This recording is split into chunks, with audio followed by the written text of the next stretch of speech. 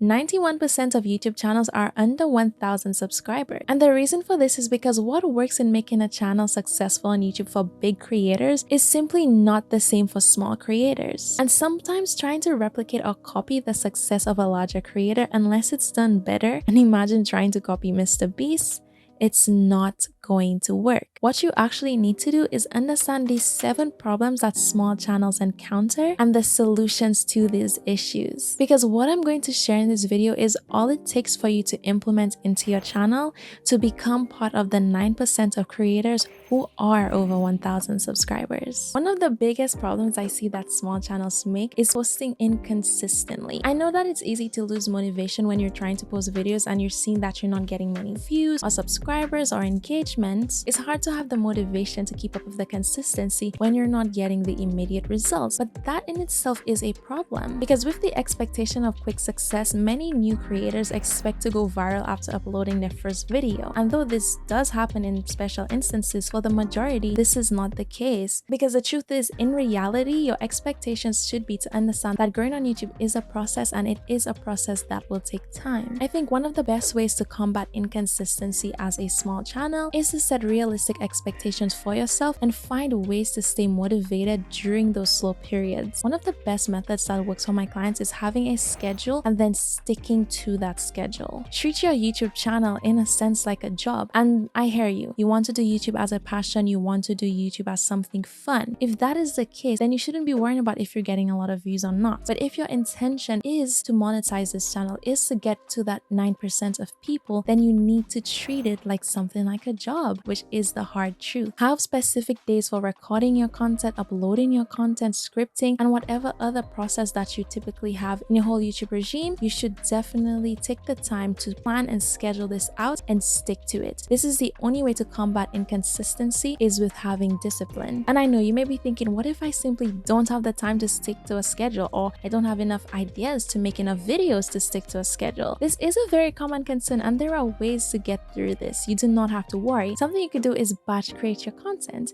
You can dedicate one day for filming multiple videos, then another day for editing those multiple videos. This way you could have weeks of content ready to go in advance, so that if you do end up being busy throughout the week or something comes up, then you have videos that's already there just waiting to upload. And when it comes to coming up with multiple video ideas, you should always practice having a list filled with potential video ideas, and whenever an idea comes to you, write it down to that list. If you're viewing YouTube and you see something that you could potentially create, write it down. I believe keeping a list of potential video ideas, or just any idea that you think of, will help you for when it's time to actually create. You don't end up having a blank canvas. You have many different ideas that you can actually create videos of. The second issue which caused creators to be stuck at this lower level is that they simply have not uploaded enough videos yet. And what you need to understand is that if you don't have enough videos uploaded, the algorithm has no idea who to show your videos to, which will ultimately lead to lower visibility and growth. Just think of the algorithm like a librarian and you're an author. If you haven't created enough books for the algorithm to read, it has no idea what shelf, in which section that it should put your books in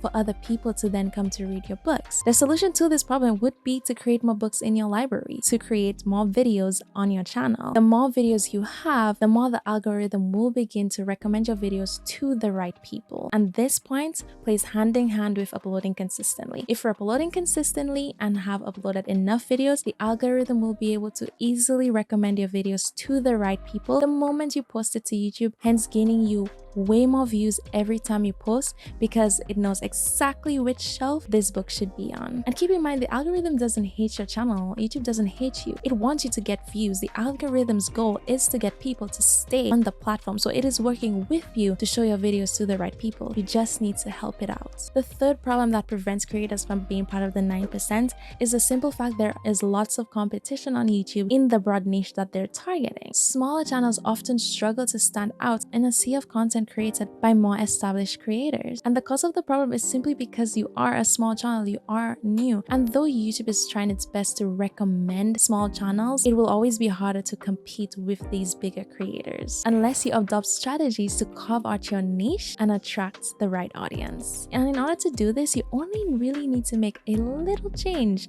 to the way you create your content. You need to capitalize on unique angles or subtopics within those broader niches. Let's take a fitness channel, for example, as a new fitness creator, rather than trying to just make the typical how to get skinnier, how to gain muscle YouTube videos that these large million viewed, million subscriber creators are creating, you should try to make videos targeting a smaller audience segment or a smaller niche, so you can become the creator who's known quick at-home workouts. And that's one way you could begin to carve out an audience, build a dedicated audience, and then become the go-to person for that type of content within the sub-niche. And in order to do this effectively, you should do enough research to identify underserved audience segments within the broad niche. So for example, there needed to be people interested in 30-minute at-home workouts for that type of content to even be created in the first place. So you don't want to just create anything for anybody and assume that there is an audience for that, but based upon your research, you need to find that underserved audience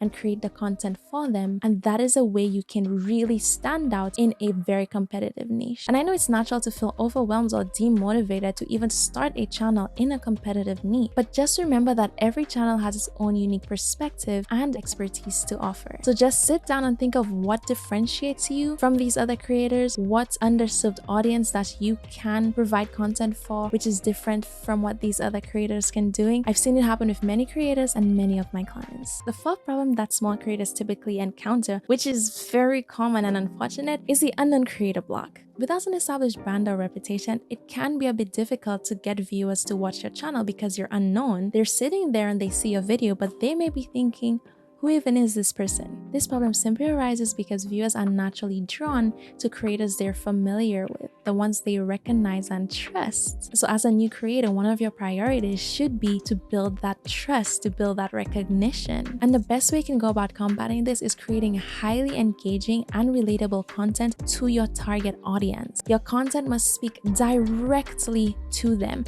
It must be to the point where they see your video and despite you not being known or recognized or trusted, they have no other option but clicking onto your video because it's talking directly to them. So it doesn't matter who's saying the information, it's just that they're receiving the information. One of the effective strategies you could use to do this is by adopting storytelling into your videos and having a very personal connection in your videos.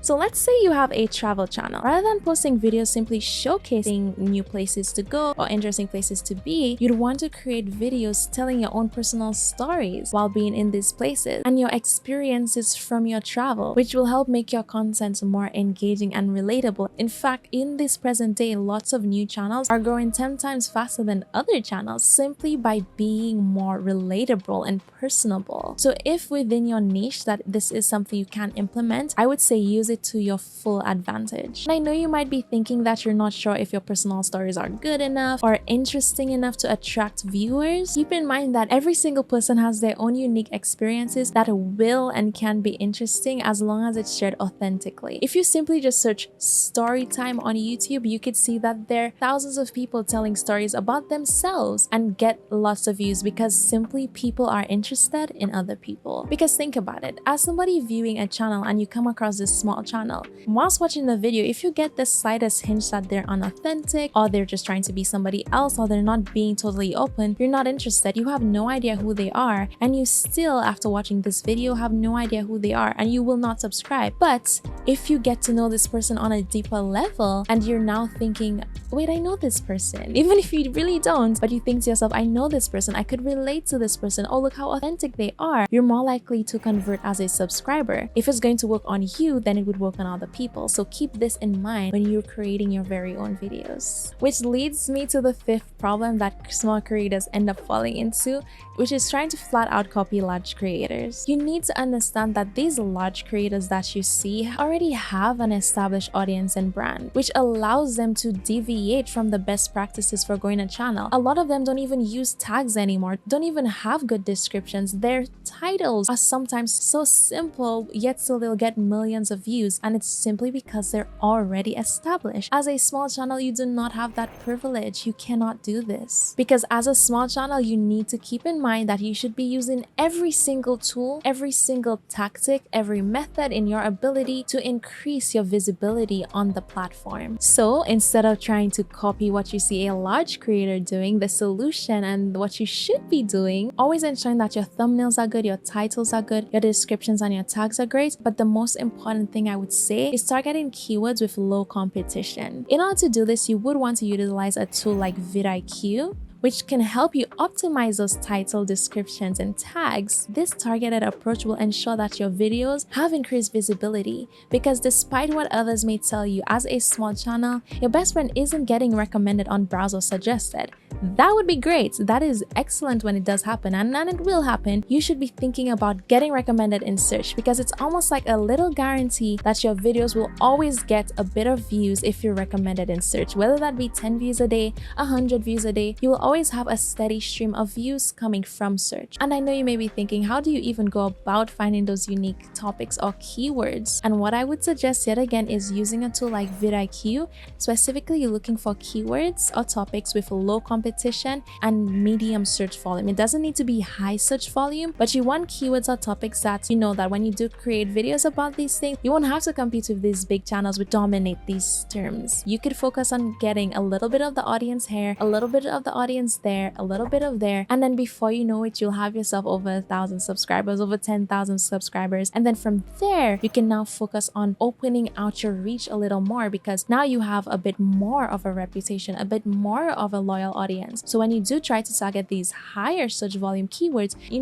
now have a crowd of people to back you up. But when there's nobody behind you, you need to slowly get them. The sixth problem keeping you from the 9% is lack of critical judgment. For new creators, it's often hard for them to get honest and constructive feedback on their content to allow them to make better content. And this is no fault of their own. It's mostly because they rely on their friends or family for opinions. And your friends and family are naturally inclined to be more positive and more encouraging. And often they may lack the expertise or willingness to point out the flaws in your video in order to not hurt your feelings, and that's completely okay. That's no fault of them, because for example, you may show your video to your mom and she may say it's great, it's lovely honey, but she may not notice that your audio is actually really bad, your lighting isn't great, and the video was pretty boring and not engaging, and maybe you could have cut out this spot here, or actually your thumbnail is ugly. Maybe that was too harsh. But that's the type of feedback you need to make better content. The only solution to this is to try to be surrounded by like-minded creators, or an audience that understands the intricacies of YouTube as a whole. The most effective approaches are to try to make friends with other YouTubers, or ask the audience you do have for some constructive criticism about your videos. Ask them, what can I do to make better content for you guys? Or lastly, join in communities of like-minded YouTubers. These communities are usually filled with other creators like yourselves who can give you valuable and truthful opinions about your videos, or people who may be higher level as a creator than you, who understand the intricacies of YouTube. And I know you may be thinking, where do I go about finding these things? When it comes to getting other creator friends, you could simply comment on their videos or DM them. Sometimes they'll respond, sometimes they won't. Maybe you get a friend out of it, maybe you won't, but it is something you should try. When it comes to asking your audience, you could ask them in your videos, you could ask them in the comments of your videos, or you could make a community post about it. And lastly, how do you join communities? There are many communities you could find online. Lots of them are free, some of them are paid, but if you do want, I have my own community. It is paid monthly,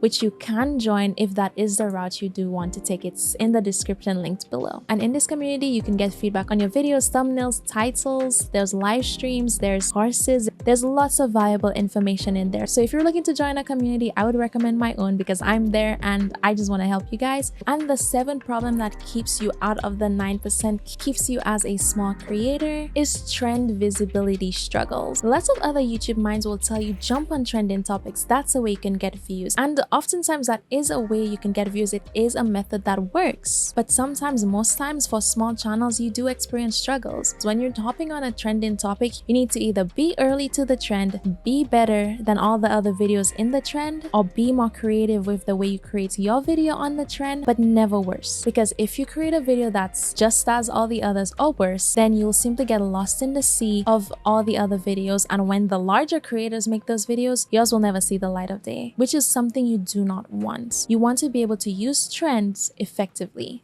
And the most effective approach to this is to put a spin on the trending topic or to cover an aspect that the other channels that are creating the trending videos are overlooking. So for example, let's say you have a tech channel, whether it's a channel that shows your face or a faceless channel, you notice there's a trend. There's a new iPhone that's launched and everybody's making videos about it, unboxing the newest iPhone and looking overview the newest iPhone. You know the topic of the iPhone is trending, so what you can go ahead to do is think, rather than just creating another unboxing of it, you can create the iPhone 1000 camera review, camera comparison. That's an aspect, that's a spin on the trending topic that the other videos are not focusing. They're all focused on making the same video. You come in to focus on one aspect of a trending topic, and just like this, all the viewers will flock to you.